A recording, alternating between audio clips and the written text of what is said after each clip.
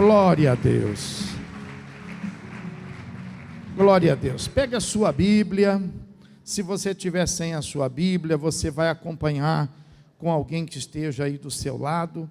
Se porventura quem estiver do seu lado também estiver sem Bíblia, então você vai pedir para que um dos obreiros, das obreiras, possa aí te auxiliar, emprestando para você uma Bíblia, para você poder acompanhar a palavra que o Senhor vai estar trazendo aos nossos corações.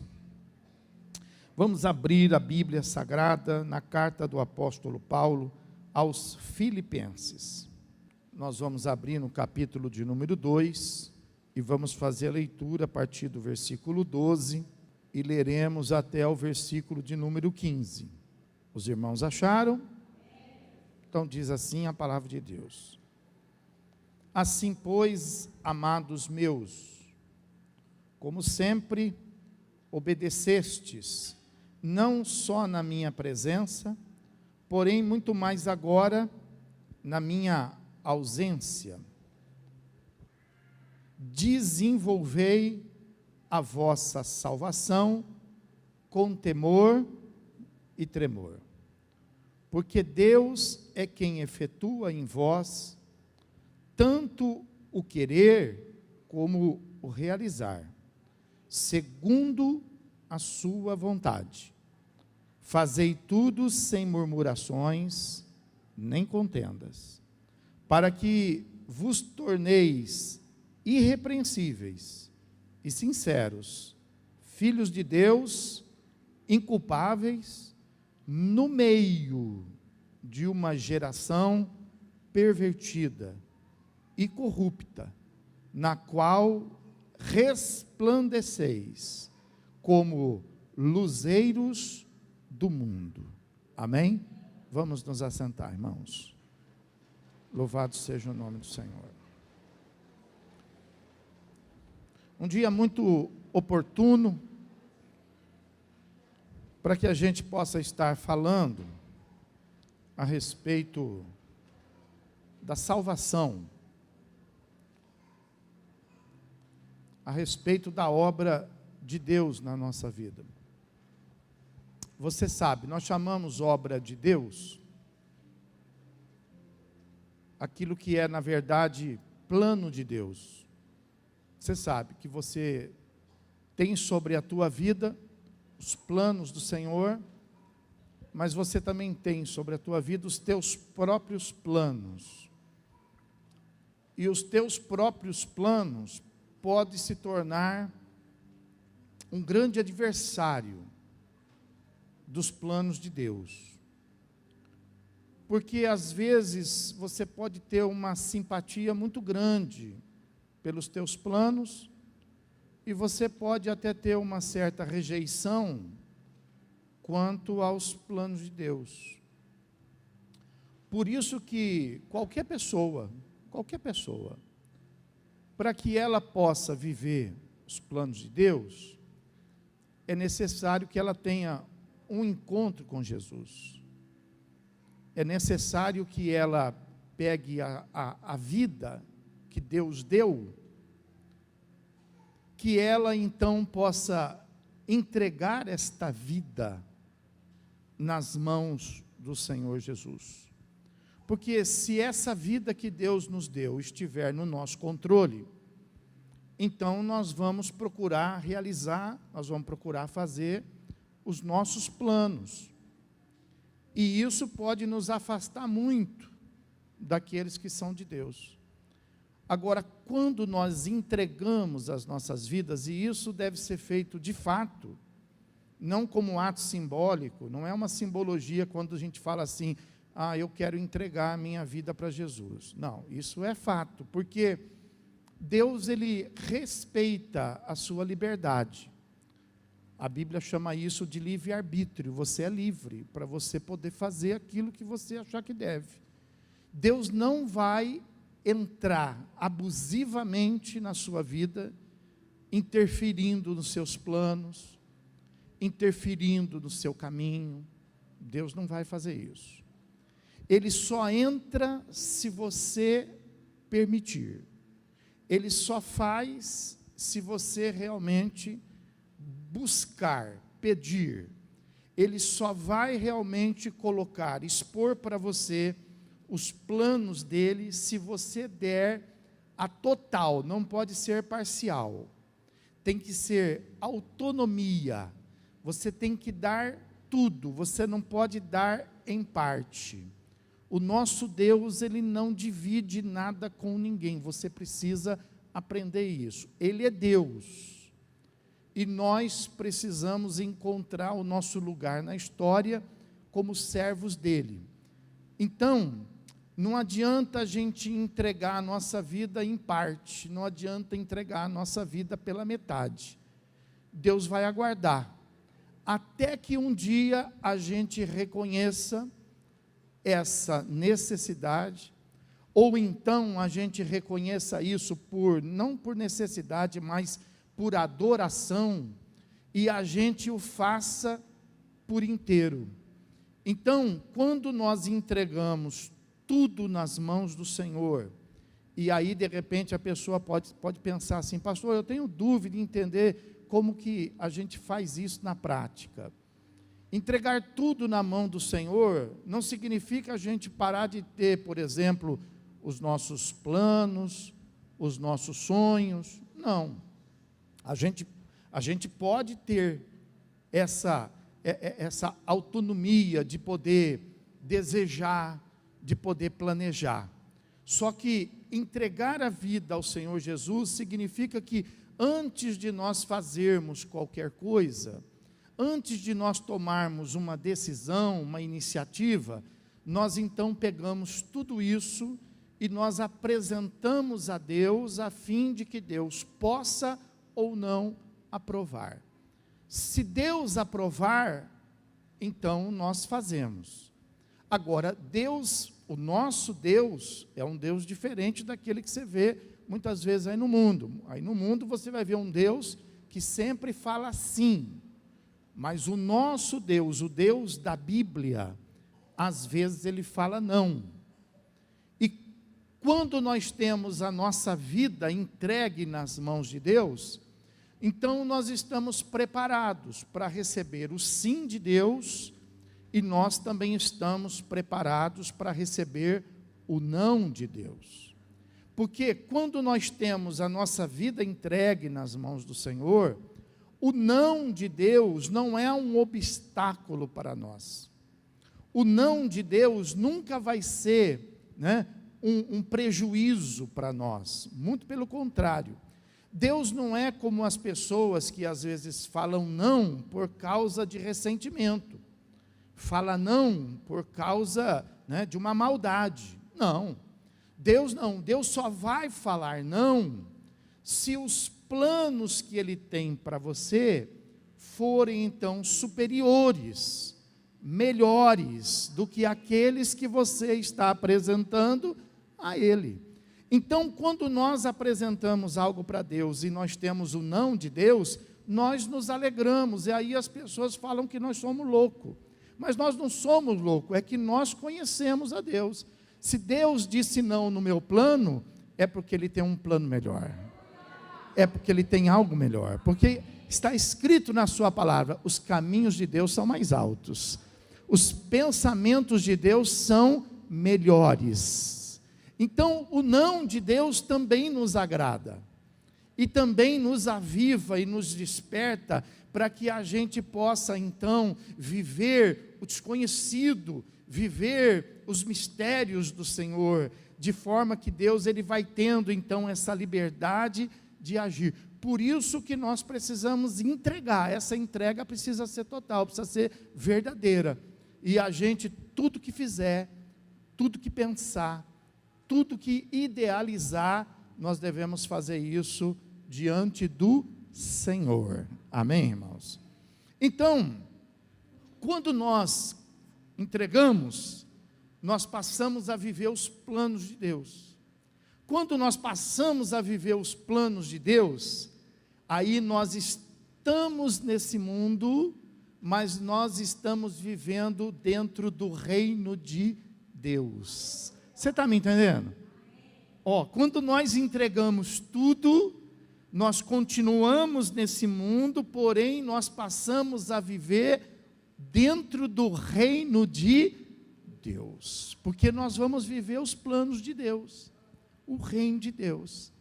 Então é importante que você possa, experimentar, agora que você, por exemplo, entregou a sua vida, agora que você foi batizado, agora que você está na comunhão da igreja, agora você vai viver os planos do Senhor, aleluia. E se prepare para isso, se prepare, porque esses planos de Deus vão te levar a momentos especiais e gloriosos na sua vida, mas você precisa acompanhar isso. Por isso que o apóstolo Paulo, quando ele escreve aqui a esta igreja, ele fala assim, para os irmãos, versículo de número 12: assim, pois, amados meus, como sempre obedecestes, não só na minha presença, porém muito mais agora na minha ausência, ele fala assim, desenvolvei a vossa salvação com temor e tremor. Então, o que ele está dizendo aqui? Ele está dizendo que nós precisamos desenvolver a nossa salvação. Nós precisamos desenvolver a nossa vida dentro do reino de Deus. Então você veja, assim como existe uma limitação de Deus em operar na tua vida e Ele te respeita, assim também existe uma limitação de Deus com relação a esse projeto, a esse plano de Deus quanto à nossa salvação. Então existe, por exemplo, a soberania de Deus, diga aí, soberania de Deus. Mas existe também a responsabilidade humana, diga, responsabilidade humana. O que é a soberania de Deus? É aquilo que Deus faz, soberano para fazer. Ele faz sozinho, não depende de você. Não depende, não precisa, e não vai te chamar para fazer. Então isso é a soberania de Deus.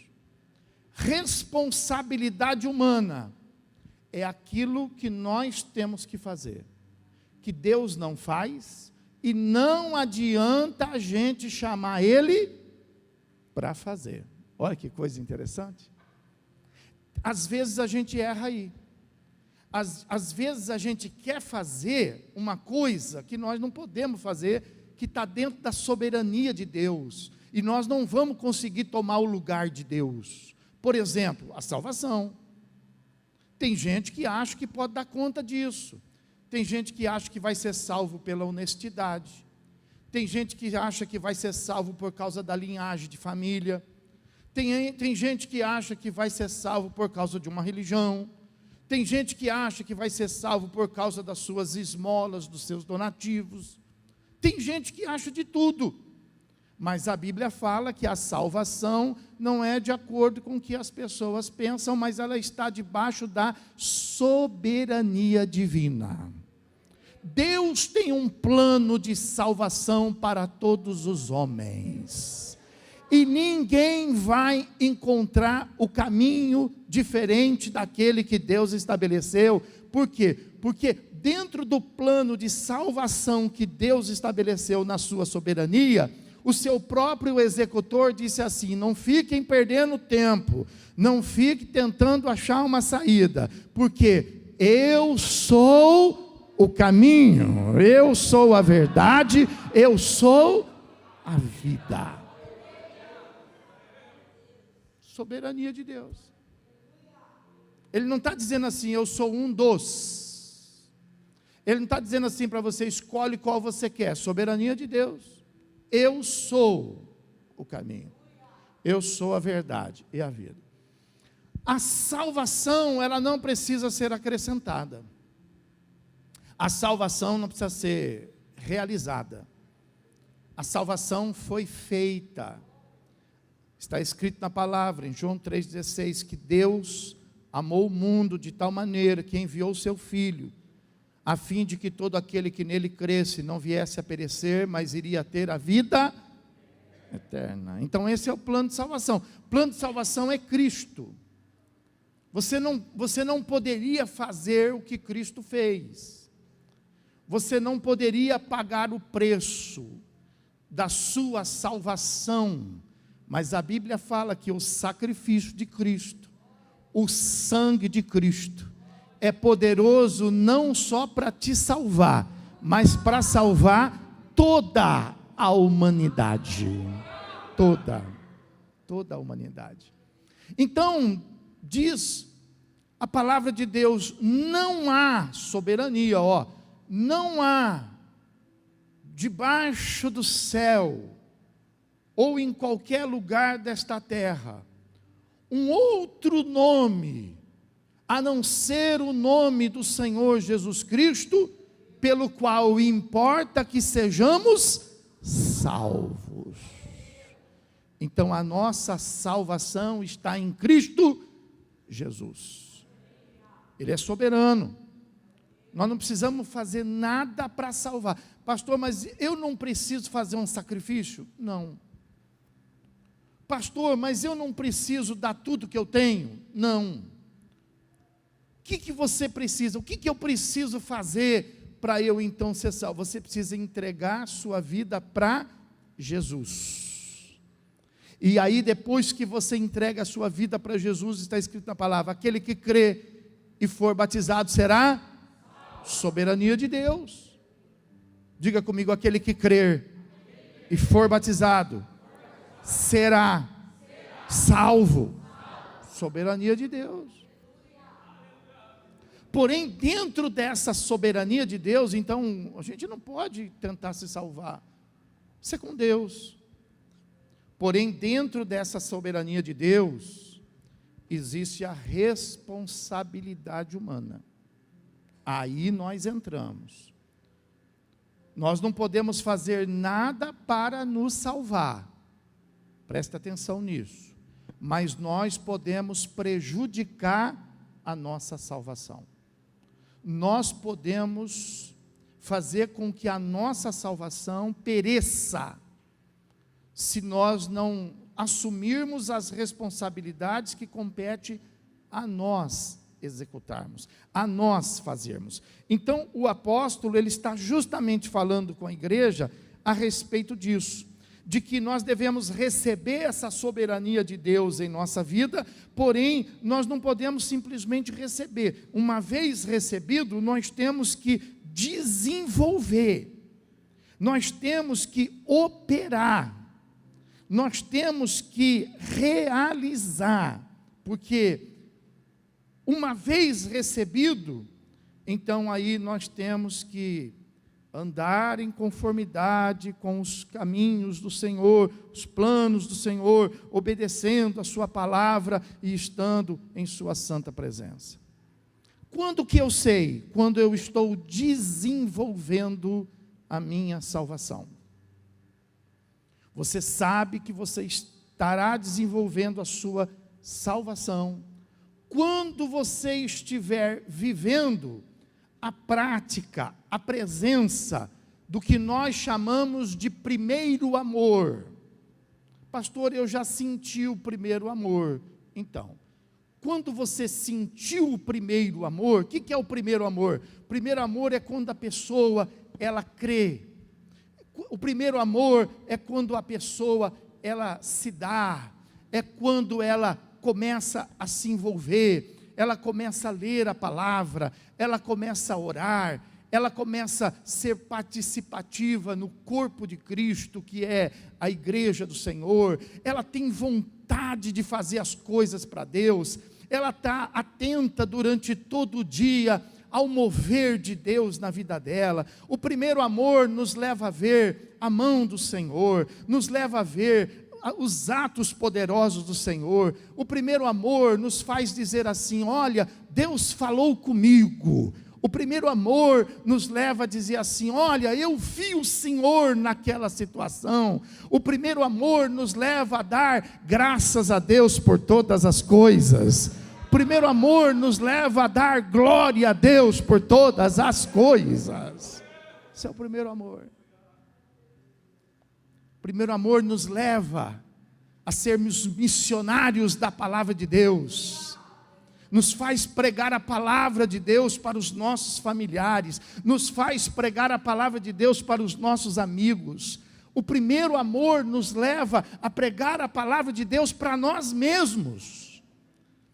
E nós às vezes chegamos em casa cansado do trabalho, mas o primeiro amor nos leva a dizer assim: levanta, se esforça e vamos para a casa do Senhor. É o primeiro amor que faz isso. Então o primeiro amor é resultado de um processo onde nós estamos desenvolvendo. Agora, quando nós estamos com um canteiro de obra parado, então a gente costuma dizer assim: eu lembro daquele momento em que eu tinha aquele primeiro amor. É quando o canteiro de obra está parado. É quando a gente já não tem mais vontade de ler a Bíblia. É quando as pessoas falam assim: olha, eu leio a Bíblia, mas não entendo. Ou então quando a pessoa fala assim: nossa, é só eu pegar a Bíblia para ler, me dá sono. Isso é quando nós não estamos mais naquele primeiro amor. Quando nós não estamos mais no primeiro amor, a gente já não tem mais tempo para orar, a gente já não tem mais tempo, para estar na igreja, a gente já não tem mais aquele ânimo para poder nos envolver com os planos e com os projetos de Deus na nossa vida. Agora, tem muita gente que às vezes convive com isso, de uma forma pacífica, e às vezes as pessoas pensam assim: poxa, mas eu também não estou fazendo nada errado. Eu não estou lendo a palavra, mas eu não estou na prática de pecado. Eu não estou orando. Mas eu também não estou falando mal de ninguém. Eu não estou participando de nada no momento, estou ficando mais em casa. Mas eu também não estou no mundo. Então, presta atenção no que eu vou te ensinar hoje. Existem 3 caminhos que nós podemos desenvolver a nossa responsabilidade humana. O primeiro, estarmos envolvidos na obra do Senhor, o canteiro de obra funcionando. O segundo, estarmos, por exemplo, longe desse primeiro amor e com o canteiro de obra parado. E o terceiro é acharmos que o fato do canteiro de obra estar parado, é normal. Esse é o terceiro ponto. Quando a gente passa na cidade, perto de uma obra pública, parada, a gente olha e fala assim: puxa, olha que coisa, que desprezo, uma obra tão importante parada. Quando a gente passa perto de um prédio, uma construção, que há muito tempo está parada, a gente olha e fala assim: puxa, quantas pessoas foram prejudicadas. Mas às vezes quando a gente olha para a nossa vida, e a gente olha para o canteiro de obra de Deus, e a gente vê tudo parado, a gente acha isso normal. A gente fala assim: não, mas eu não estou fazendo nada errado. Aquela obra pública parada também não está fazendo nada errado, mas é prejudicial. Aquele prédio também não está incomodando ninguém, mas está trazendo prejuízo. Muito mais a obra de Deus parada na nossa vida. Então, é importante que você, por exemplo, se aperceba disso, e que você não deixe o canteiro de obra parado. Por quê? Porque as coisas, se você pegar uma casa nova, zero, e você disser assim: olha, eu gostei tanto dessa casa, que eu nem vou morar e nem vou deixar ninguém morar, e você fechar as portas, ela vai envelhecer mais rápido, ela vai se depreciar mais rápido do que uma casa habitada. Um canteiro de obra parado é muito perigoso. A Bíblia fala a esse respeito, sabe? Então olha, quando nós estamos ativos, estamos no primeiro amor. Quando nós não estamos ativos, a gente lembra do primeiro amor. Mas quando a gente vê tudo parado e a gente não toma nenhuma decisão ou não sente no coração nenhuma importância, aí nós nos posicionamos na palavra. Vai lá comigo em Apocalipse, capítulo 3. Apocalipse, capítulo 3. Versículo de número 16. Apocalipse, capítulo 3, versículo 16, vai falar que nós não estamos nem no primeiro amor, e nós não estamos nem saudosos do primeiro amor. Apocalipse capítulo 3, versículo 16, vai falar que esse nosso desprezo às coisas do Senhor vai nos classificar na palavra de Deus como mornos. Diga, morno. O que é morno?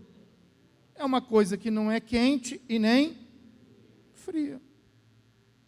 Então, por que Apocalipse fala isso, por exemplo, que nos considera como morto? Porque está tudo parado e a gente acha normal. Quando você fala assim, ó, põe o dedo assim, a pessoa pergunta, como é que está essa água? Você fala assim, morninha. O que significa? Está normal. Mas se você colocar o dedo e falar assim, está fria, então é um estado, fria. Ou então se você falar assim, está quente, é um outro estado, quente. Mas morno, normal. Tudo parado. Mas como é que está? Normal. Não estou cometendo pecado. Eu não estou fazendo nada errado. Só está tudo parado. Aí Apocalipse fala assim, olha aí, ó. Assim, pois, és morno. E é morno por quê? Porque não é nem quente e nem frio. E aí a Bíblia fala do perigo desse estado espiritual de mornidão. Porque ele fala assim, olha, eu estou pronto a vomitar-te da minha boca. E aí o versículo 17 explica por que desse estado. Ele fala assim, por que a pessoa, por exemplo, ela fica nesse estado de mornidão, mas ela acha que está tudo bem?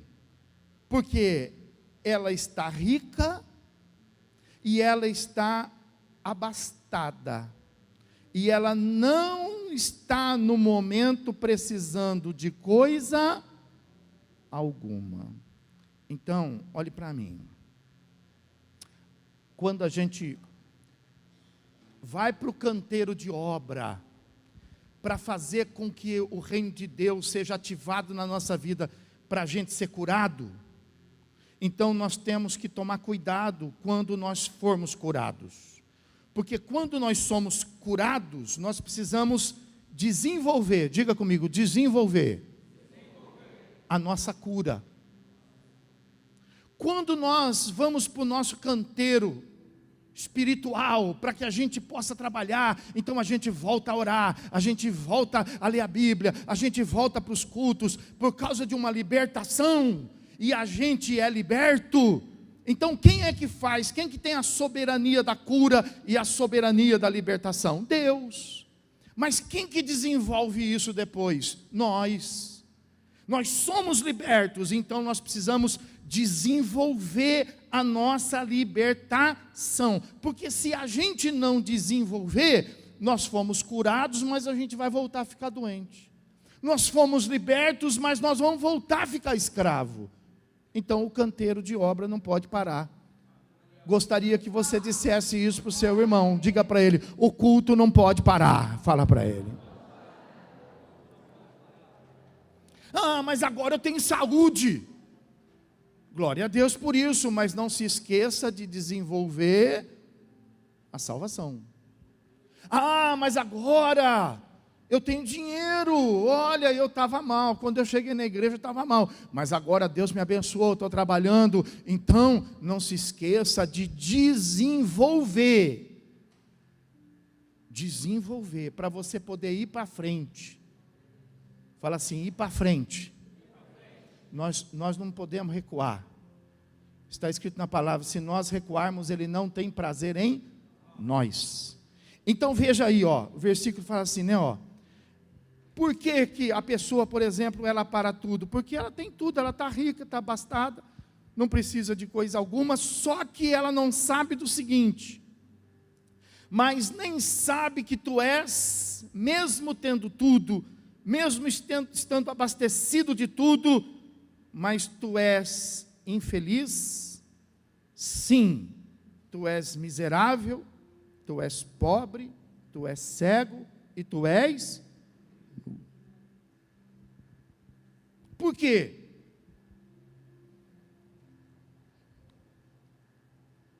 Porque esse tipo de riqueza, que às vezes nos faz parar o canteiro de obra, faz a gente parar o jejum, não jejua mais, faz a gente parar a consagração, não consagra mais.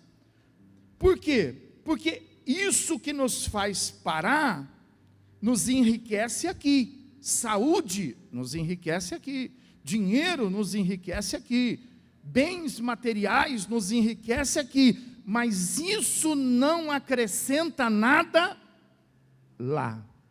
Pergunta: você vai levar o que você tem? Ah, por que você não está indo mais na igreja? Porque eu não estou mais doente. Mas por que você não está orando mais? É porque eu estou trabalhando muito, não tenho mais tempo de orar. Mas por que você não está fazendo mais um jejum? Porque tem tanta comida lá em casa que está até estragando. Escuta, mas por que você não participa mais das atividades? Ah, porque, puxa vida, eu chego em casa cansado, ninguém de ferro. Então, só que não adianta você ativar as coisas desse mundo e parar o canteiro de obra do reino de Deus, porque as coisas desse mundo vai até ali, mas você não vai parar ali, você vai passar para lá. Então o que ele fala? Se chegarmos lá, chegaremos lá de que maneira? Diga: pobre, cego e nu. Por quê? Porque a gente tinha muito dinheiro, mas o dinheiro não vai passar para lá, nós vamos chegar lá sem dinheiro. Nós tínhamos muitos bens, mas os bens não vão passar para lá, nós vamos chegar lá sem bens. Nós tínhamos muitas coisas, mas estas coisas não vão passar para lá, nós vamos chegar para lá de mãos vazias. E aí o versículo ele termina dizendo assim, né? Aleluia. Pois dizes: estou rico, abastado e não preciso de coisa alguma, mas não sabes que tu és infeliz, sim, miserável, pobre, cego e... Qual o conselho de Deus?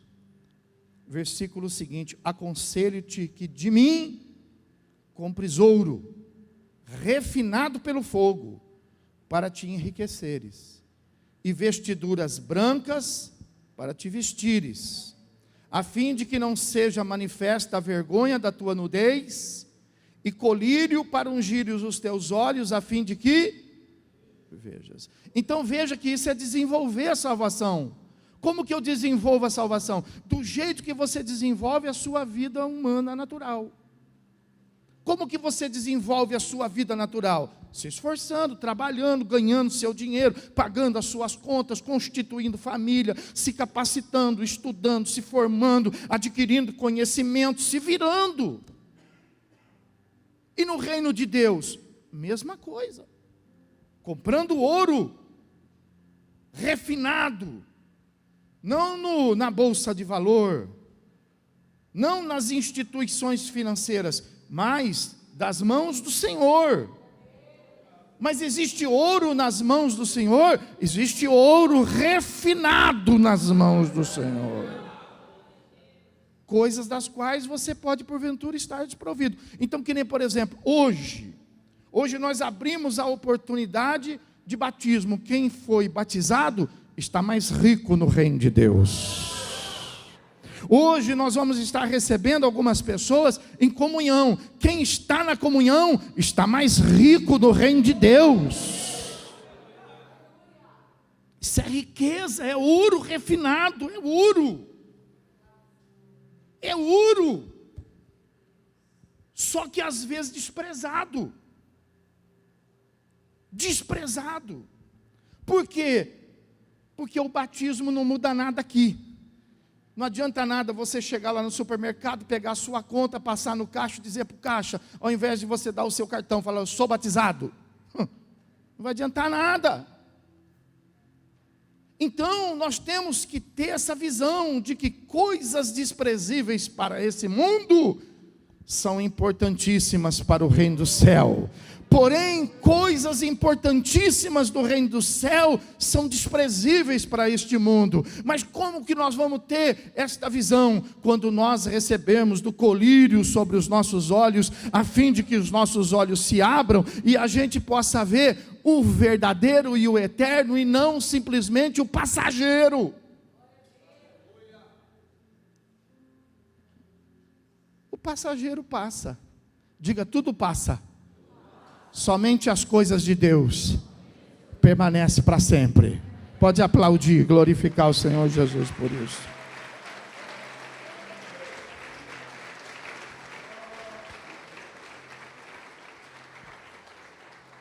Então veja, eu preciso me enriquecer. Eu preciso desenvolver a minha salvação. Então eu preciso ser batizado. Eu preciso participar da ceia. Isso é desenvolver a sua salvação. Desenvolver a sua salvação. É enriquecer. Como que eu enriqueço? 1 Coríntios, vai lá, 1 Coríntios capítulo 12. 1 Coríntios capítulo 12. Versículo de número 7. Diz assim a palavra: mas a manifestação do Espírito é concedida a cada um visando um fim proveitoso. Isso aqui são os dons espirituais. Fala assim, dons espirituais. Aí fala assim, olha, no versículo de número 8, porque a cada um é dado mediante o Espírito, ó, essa riqueza aqui, ó, palavra da sabedoria, a outro segundo o mesmo Espírito, palavra do conhecimento, a outro no mesmo Espírito, fé, a outro no mesmo Espírito, dons de curar, a outro no mesmo Espírito, operações de milagres, a outro no mesmo Espírito, profecia, a outro discernimento de espírito, a outro variedade de língua, a outro capacidade para interpretar. Qual desses você tem? Pergunta para quem está do seu lado. Você pode ser muito bom de dinheiro, você pode ser muito bom de patrimônio, mas às vezes você está pobre, cego e nu e vai chegar lá com a mão, porque o seu dinheiro não vai. Então você precisa desenvolver isso aqui na sua vida. Você pode ser rico de diploma, mas você vai chegar lá sem diploma. Você vai chegar lá com a mão. Isso aqui, esses dons espirituais, eles são exatamente o que Eliezer, servo de Abraão, levou como presentes para a esposa de Isaque.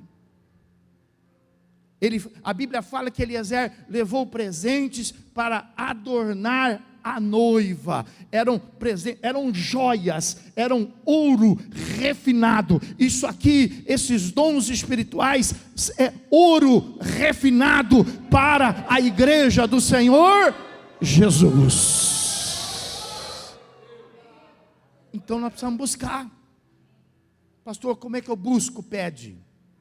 Nós batizamos com água, mas Ele batiza com fogo. Ele batiza com o Espírito Santo.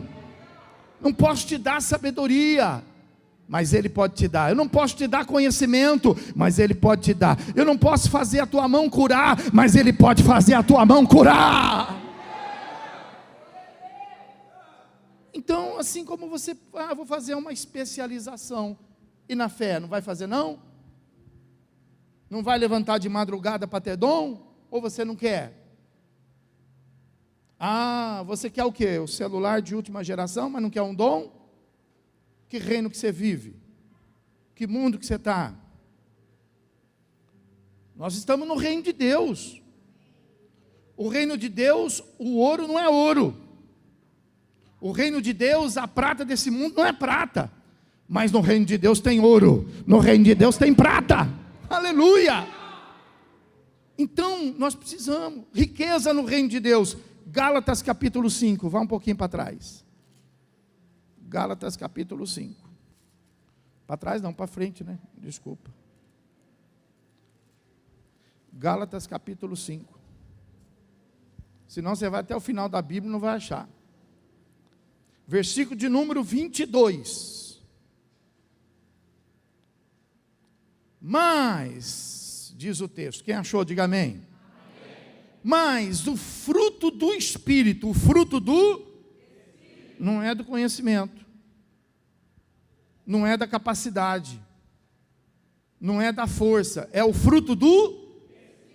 É amor, alegria, paz, longanimidade, benignidade, bondade, fidelidade, mansidão, domínio próprio. E contra estas coisas não há lei neste mundo.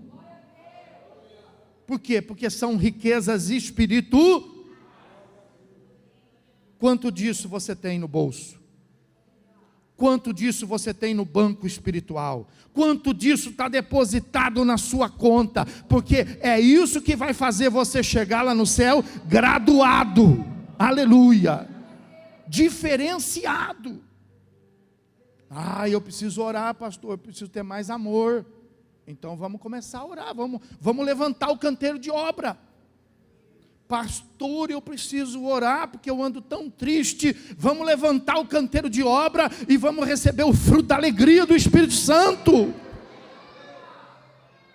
que adianta a gente estar nesse mundo com tanta fartura, com tanta coisa, aborrecido, preocupado, com olheira de ficar acordado? Diga, está amarrado, em nome do Senhor Jesus. Diga, sai, espírito de perturbação, em nome de Jesus. Pode aplaudir e glorificar o Senhor.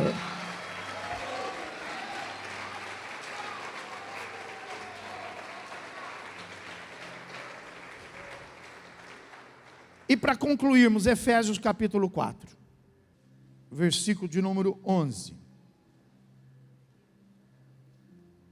Aleluia. Quem achou, diga amém. Amém.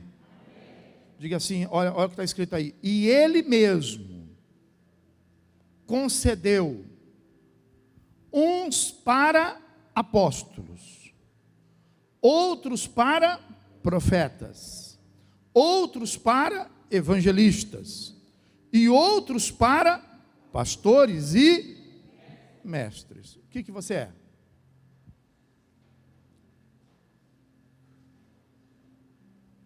Sou nada.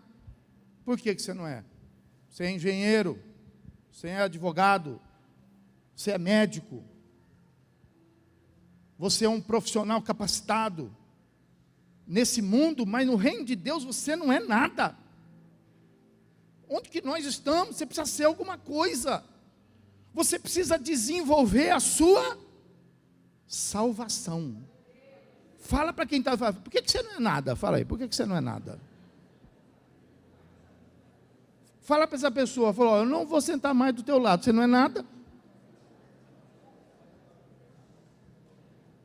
Irmão, vamos lá, irmão. Vamos lá, vamos ser alguma coisa. Vamos ter alguma coisa. Eu tenho, o que você tem não é nada. Eu sou, o que você é não é nada. O que nós precisamos ter é o que a palavra fala que nós precisamos ter. O que nós precisamos ser é o que a palavra fala que nós precisamos ser, pessoal. E aí sim, nós vamos chegar lá sem dinheiro. Nós vamos chegar lá sem essa roupa bacana. Mas nós vamos chegar lá rico. Nós vamos chegar lá abençoado, cheio do poder de Deus. Quem crê pode aplaudir o Senhor e glorificar.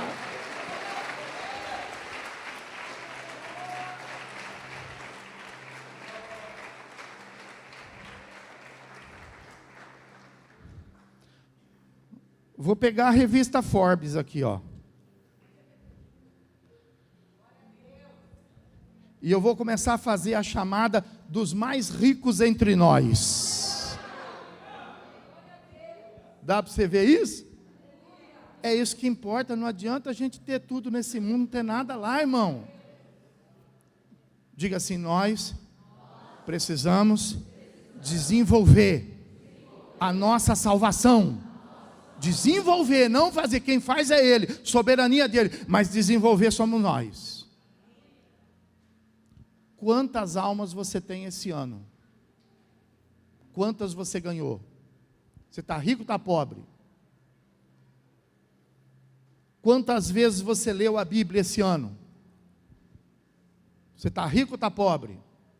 Ah, pastor, não tive tempo não, hein? Então, para a riqueza errada, para a riqueza que, diz a Bíblia, o ladrão rouba, a traça corrói, e o fogo, mas essa aqui ninguém tira. Essas de Deus ninguém tira. Amém, irmão? Então, você não pode ser também desequilibrado, ser rico demais espiritualmente e miserável nesse mundo. Seu testemunho vai ser ruim. Não adianta também você ser tudo de espiritual e nada no mundo real. Ser um mal pagador, desonesto, sem palavra, abusador. Não, você não pode também. Você tem que trabalhar. Está cansadinho? Fala aí, está cansadinho?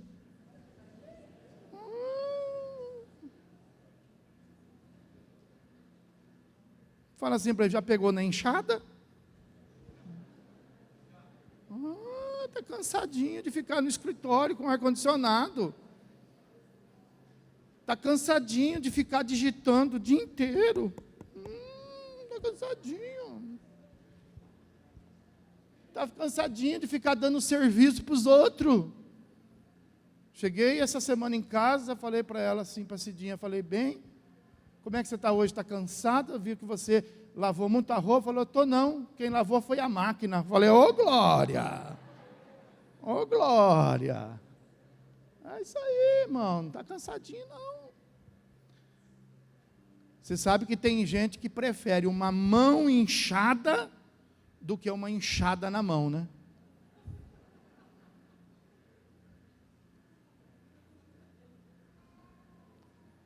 Cansa não, filho. Fala para o teu marido, fala, ó, cansa não. Fala para tua esposa, cansa não. Vamos desenvolver a nossa salvação. Fala comigo, fala, vamos desenvolver a nossa salvação. Você está morando no puxadinho espiritual ainda? Fala para quem fala, eu vou sair desse puxadinho. Fala, vou sair desse puxadinho. Ou você pensa, lá no céu, o que está esperando nós lá no céu? Hã? Mansões, fala, mansões. É isso aí, filho. Não vamos viver em puxadinho, não. As mansões celestiais, todas feitas por, é lá que nós vamos. Amém? Eu te convido, levanta esse canteiro de obra. Volta para o primeiro amor. Ainda tem muita coisa para a gente fazer, para a gente realizar. Deus tem plano na sua vida. Deus quer fazer de você resposta de oração. Deus quer fazer de você boca de Deus. Deus quer fazer de você instrumento vivo, vaso cheio do Espírito Santo. Quem crê pode aplaudir o Senhor. Oh glória, quem pode dar glória comigo? Oh glória!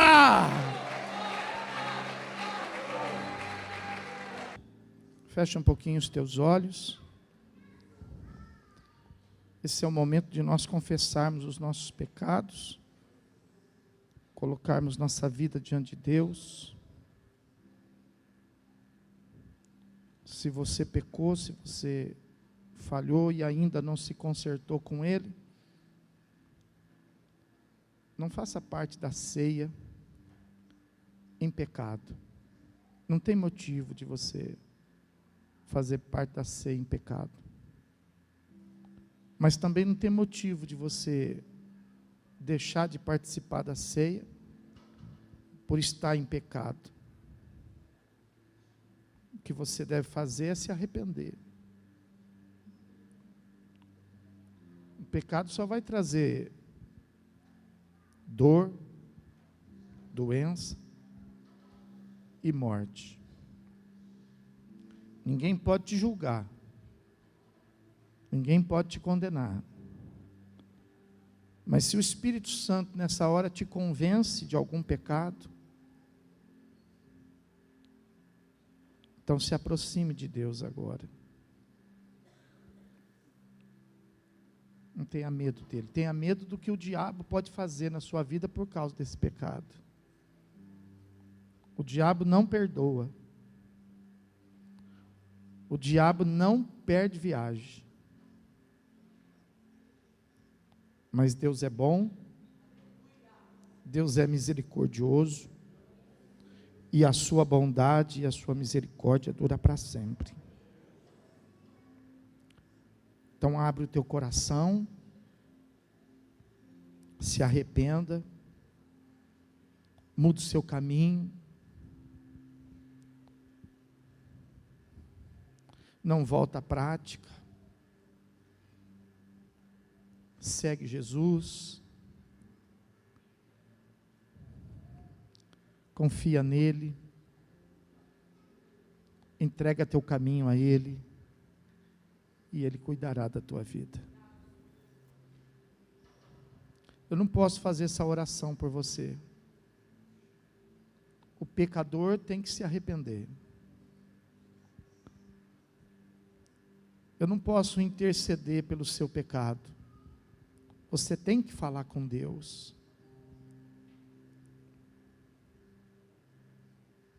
Se você confessar, se você se arrepender,